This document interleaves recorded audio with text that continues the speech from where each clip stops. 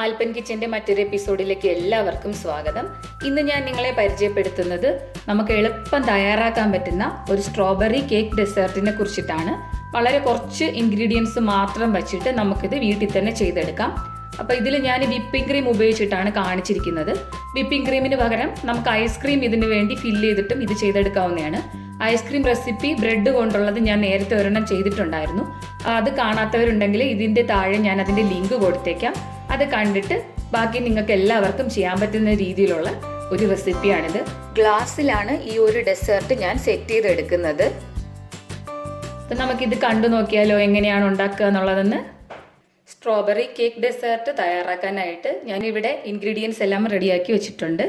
ഇതുപോലുള്ള ഒരു 10 ബിസ്ക്കറ്റ്, നമ്മുടെ സാധാരണ ബിസ്ക്കറ്റ് എടുത്താൽ മതി. ഇതെനിക്ക് സ്വിറ്റ്സർലാൻഡിൽ കിട്ടുന്ന ഒരു ടൈപ്പ് ബിസ്ക്കറ്റാണ് എടുത്തിരിക്കുന്നത്. ഇതധികം മധുരം ഇല്ലാത്ത ബിസ്ക്കറ്റാണ്. 1 ടേബിൾ സ്പൂൺ ബട്ടർ അല്ലെങ്കിൽ നെയ്യ് ഒന്ന് ഉരുക്കി എടുത്തിട്ടുണ്ട്. 1 ടേബിൾ സ്പൂൺ പഞ്ചസാര, 1 കപ്പ് ഹെവി ക്രീം അല്ലെങ്കിൽ വിപ്പിംഗ് ക്രീം, പിന്നെ ഒരു 7 സ്ട്രോബെറി മുഴുവനായിട്ടുള്ളത്, പിന്നെ ഒരു 4 സ്ട്രോബെറി ഞാൻ ചെറുതായിട്ട് മുറിച്ച് വെച്ചിട്ടുണ്ട്. സ്ട്രോബെറിക്ക് പകരം നാട്ടിൽ നമുക്ക് എടുക്കാൻ പറ്റുന്നത് നല്ലോണം പഴുത്തിട്ടുള്ള പൈനാപ്പിളോ അല്ലെങ്കിൽ മാമ്പഴമോ ഒക്കെ ഈ ഒരു കേക്ക് തയ്യാറാക്കാനായിട്ട് നമുക്ക് ഉപയോഗിക്കാവുന്നതാണ്. ഒരു ഫ്ലേവറുള്ള ഏതെങ്കിലും ഒരു ഫ്രൂട്ടായിരുന്നാൽ മതി. ആദ്യം നമ്മൾ ചെയ്യേണ്ടത് ഈ ബിസ്ക്കറ്റിനെ മിക്സിയിലിട്ടിട്ട് നന്നായിട്ടൊന്ന് പൊടിച്ചെടുക്കണം. ഞാനിവിടെ ബിസ്ക്കറ്റ് എല്ലാം നന്നായിട്ടൊന്ന് പൊടിച്ചെടുത്തിട്ടുണ്ട്. ഇനി നമ്മളിതിലേക്ക് നമ്മൾ എടുത്തു വെച്ചിരുന്ന ബട്ടർ അല്ലെങ്കിൽ നെയ്യ് ഒന്ന് ഇതിലേക്ക് ഒഴിച്ചു കൊടുക്കണം. ഒഴിച്ചു കൊടുത്ത് നന്നായിട്ടൊന്ന് മിക്സ് ചെയ്തെടുക്കണം.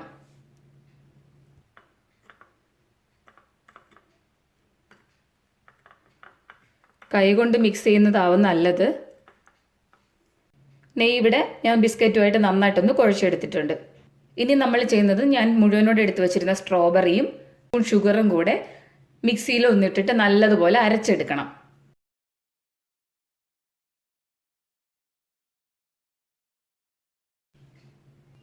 അരച്ചെടുക്കുമ്പോൾ വെള്ളം ഒരു തുള്ളി പോലും ചേർക്കരുത്. സ്ട്രോബെറി ഞാൻ നല്ലവണ്ണം അരച്ചെടുത്തിട്ടുണ്ട്. ഇനി നമുക്കിതൊരു സൈഡിലേക്ക് മാറ്റി വെക്കാം. ഇനി നമ്മൾ ചെയ്യാൻ പോകുന്നത് ഹെവി ക്രീം ഒന്ന് ബീറ്റ് ചെയ്തെടുക്കണം, സ്റ്റിഫാക്കിയിട്ട് എടുക്കണം. ക്രീം നന്നായിട്ട് സ്റ്റിഫായിട്ടുണ്ട് ഇപ്പോൾ. ഇനി ഇതിലേക്ക് നമ്മൾ അരച്ചു വെച്ചിരുന്ന സ്ട്രോബെറിയുടേത് ഒഴിച്ചു കൊടുക്കാം. ഞാൻ സ്ട്രോബെറിയിൽ പഞ്ചസാര ചേർത്ത് അരച്ചെടുത്തത് കൊണ്ടാണ് വിപ്പിംഗ് ക്രീമിൽ എക്സ്ട്രാ ഞാൻ പഞ്ചസാര ആഡ് ചെയ്യാത്തത്. അപ്പം മധുരം കൂടുതൽ വേണമെന്നുള്ളവർക്ക് ഇതിലിട്ടിട്ട് ഒന്നുകൂടെ ബീറ്റ് ചെയ്യാം കേട്ടോ. ഇനി നമ്മൾ വീണ്ടും ഇതിനെ ഒന്നുകൂടെ ഒന്ന് ബീറ്റ് ചെയ്തെടുക്കണം.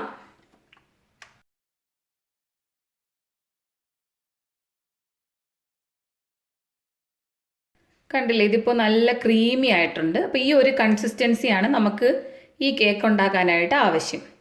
ഇനി ഞാൻ ഈ ക്രീമിനെ ഒന്ന് പൈപ്പിംഗ് ബാഗിലേക്ക് മാറ്റാൻ പോവുകയാണ്. അപ്പം നിങ്ങൾക്ക് പൈപ്പിംഗ് ബാഗ് തന്നെ വേണമെന്നില്ല, കട്ടിയുള്ളൊരു കവർ മതി.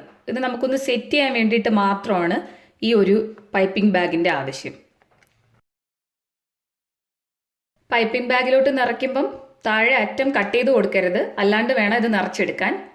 ഇനി നമുക്ക് ഈ കേക്ക് ഒന്ന് സെറ്റ് ചെയ്തെടുക്കാം. അതിന് വേണ്ടിയിട്ട് ഞാനിവിടെ 2 വൈൻ ഗ്ലാസ്സാണ് എടുത്തേക്കുന്നത്. ഗ്ലാസ്സിലേക്ക് ആദ്യം നമ്മൾ തയ്യാറാക്കി വെച്ചിരുന്ന ബിസ്ക്കറ്റ് പൊടിച്ചത് ഇട്ട് കൊടുക്കാം.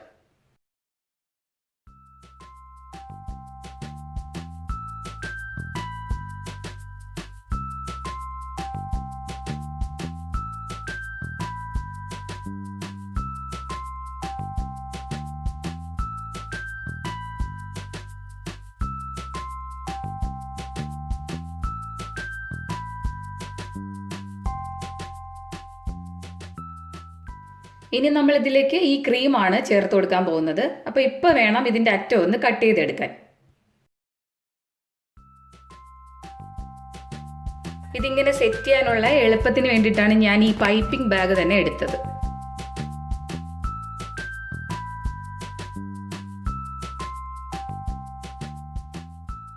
ഞാനിതൊന്ന് പതുക്കെ ഒന്ന് നിരത്തി വെക്കാൻ പോവാണ്.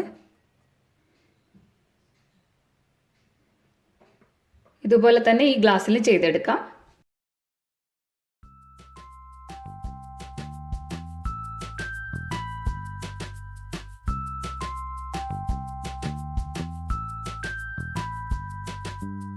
ഇതേ വലുപ്പത്തിലുള്ള 2 ഗ്ലാസ്സിനുള്ള ക്രീമാണ് നമ്മൾ ചെയ്തെടുത്തത്. ഇതിപ്പോൾ ഫുള്ള് തീർന്നിട്ടുണ്ട്. അപ്പോൾ നിങ്ങൾക്ക് കൂടുതൽ വേണമെന്നുണ്ടെങ്കിൽ വിപ്പിംഗ് ക്രീം കൂടുതൽ എടുത്തിട്ട് ചെയ്തു നോക്കൂ. ഇനി ഇതിൻ്റെ പുറത്തായിട്ട് നമ്മൾ ചോപ്പ് ചെയ്ത് വെച്ചിരുന്ന സ്ട്രോബെറി പതുക്കെ ഇട്ട് കൊടുക്കാം.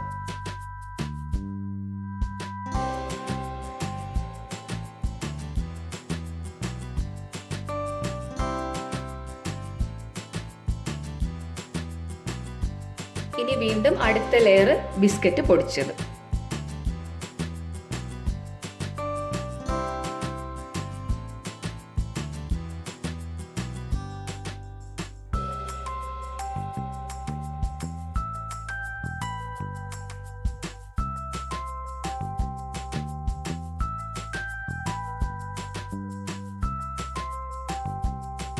ബിസ്ക്കറ്റ് നിറച്ച ശേഷം വീണ്ടും ചോപ്ഡ് സ്ട്രോബെറി.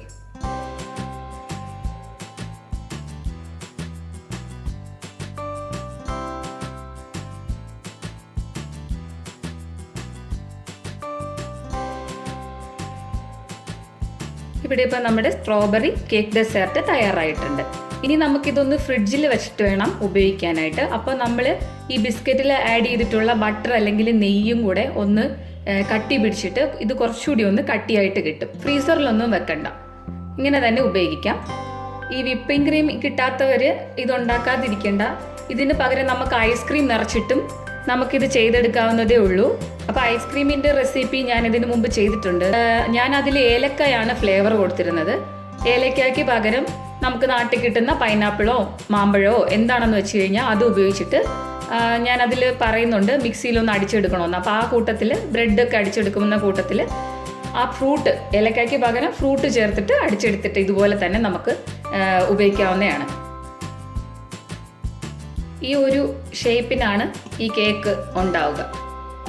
എൻ്റെ ഈ റെസിപ്പി നിങ്ങൾക്ക് എല്ലാവർക്കും ഇഷ്ടമായെങ്കിൽ നിങ്ങൾ ദയവ് ചെയ്ത് മറ്റുള്ളവർക്ക് കൂടി ഈ റെസിപ്പി ഒന്ന് ഷെയർ ചെയ്ത് കൊടുക്കൂ. എൻ്റെ ചാനൽ ഇതുവരെ സബ്സ്ക്രൈബ് ചെയ്തിട്ടില്ലാത്ത കൂട്ടുകാർ ദയവായി ഒന്ന് സബ്സ്ക്രൈബും കൂടെ ചെയ്യൂ. ലൈക്ക് ചെയ്യണം, കമൻറ്റ് ചെയ്യണം.